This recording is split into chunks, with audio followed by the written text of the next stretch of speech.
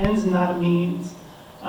So in terms of, if you're outreaching to a friend or outreaching to someone you don't know, maybe it's just someone that God puts in your life when you're traveling.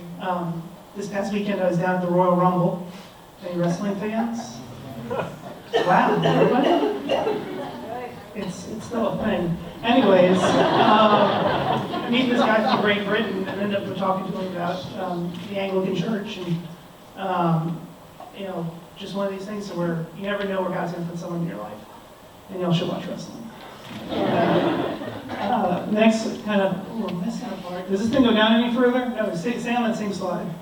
Does this thing go down further or missing a part? It's okay.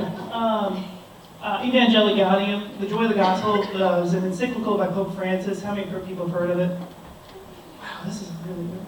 Oh, yeah. It's about, in essence, evangelization and encountering the culture is a positive emergency. It's one of Bishop Robert Barron's talks. And an emergency, it has a tendency to focus our attention. If everybody in this room was, actually, when we were playing the game, if all of a sudden this building was on fire, pretty much we'd all stop playing the game and leave. At least I hope so.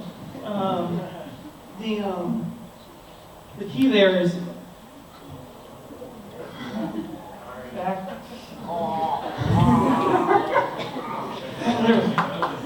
All right. Is that a couple of comments that he makes in the epistle? That's not epistle. It's encyclical. There we go. Thank you. Don't lead with doctrine. If we start leading with doctrine about, this is what the Catholics believe. Here's dogma. Here's the catechism. Give someone that's never been Catholic before, show them the catechism. They're just be like, it's going to devolve into more of an intellectual debate. If you start leading with moral teaching is terrible to lead with when you evangelize.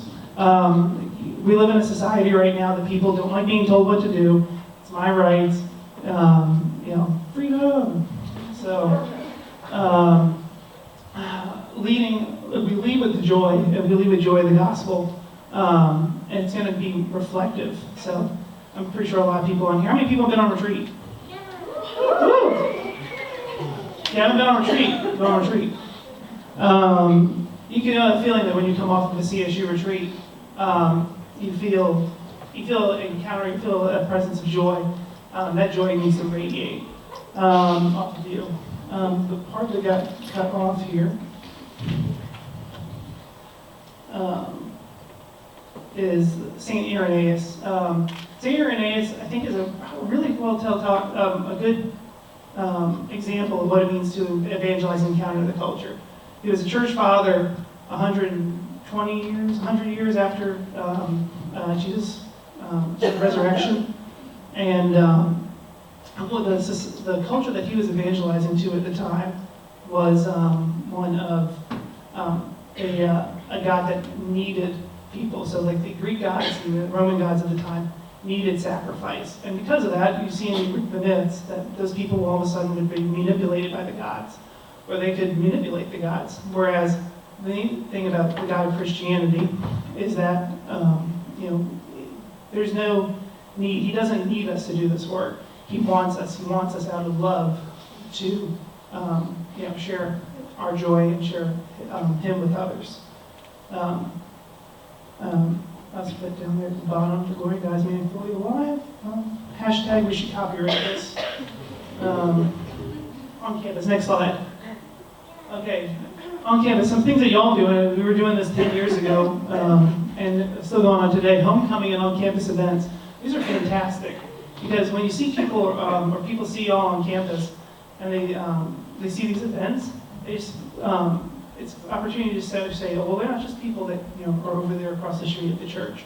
They are out in the community, and they do the same things that we do. Because to a certain extent, coming out to church for a first time is scary, and especially if you haven't gone in a while. So, having moments of outreach like this, you never know who you're going to get. So when there's a barbecue, heck, a spirit night tonight, if there's somebody here that, doesn't usually come, it's a new face, welcome them. Be cognizant of those kind of things. focus on living your vocation and finding your mission. When it comes to this, your vocation right now is a student. And if you're living that to its fullest extent, God's going to put things in your life in order to evangelize. So again, focus first on your grades. There may be somebody else in your class that is Catholic, and you've fallen away Catholic, that's been thinking about coming out.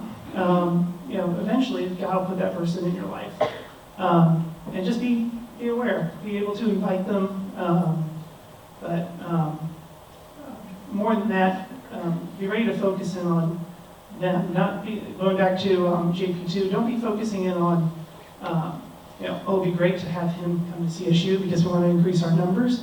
That may not be what God wants. You may be planting a seed with this person right now that won't come to fruition until,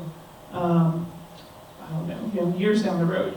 We have a person that helps out with the youth group over at Blessed Sacrament that he was in CSU, never really came out to anything. He's now helping out every week with our youth group. And it was really just the seed that planted there, sprouted up 5, 6, 7 years later. And I saw stuff that's on the bottom there. The church also is a field hospital. I think that's a great mission, especially here with the student union, whereas the battlefield's across campus. Field hospital over here, constantly coming here every week in order to get refreshed. This is beautiful. Just like that image, I was really just putting that out there. I think going backwards a little bit too, focusing on what is beautiful about our faith. I think that's a neat thing that what Stephen Colbert does with when he does these talks and goes back and forth. He's not going in and talking about, well, here's the doctrine, this is what we believe. He's showing the joy that he had with, what's the actress? Patricia Heaton. And I'm still stuck on Martha Speaks.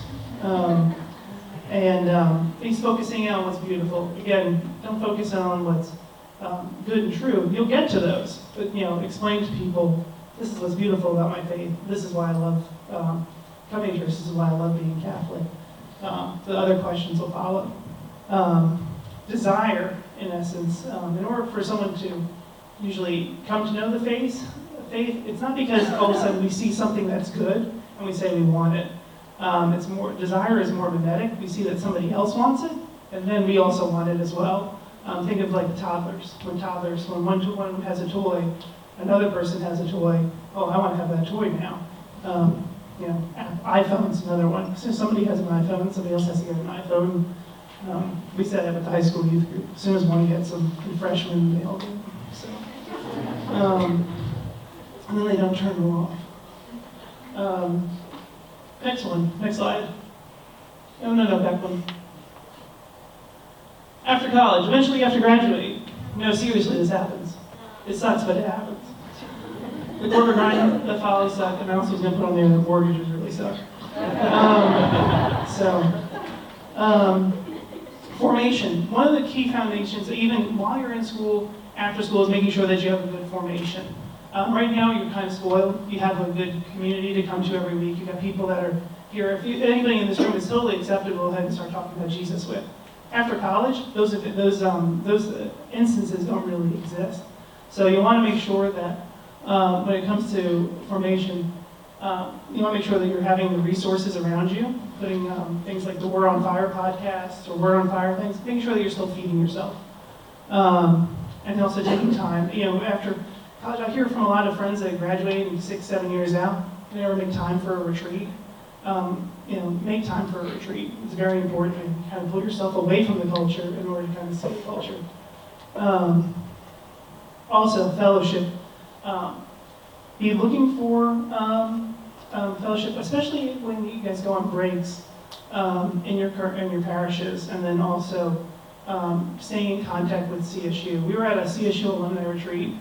It was like 2, 3 years ago, and one of the alumni said, we were kind of talking about this, life after college is rough, and it's kind of the same thing you'll experience on breaks. You don't have this vibrant community.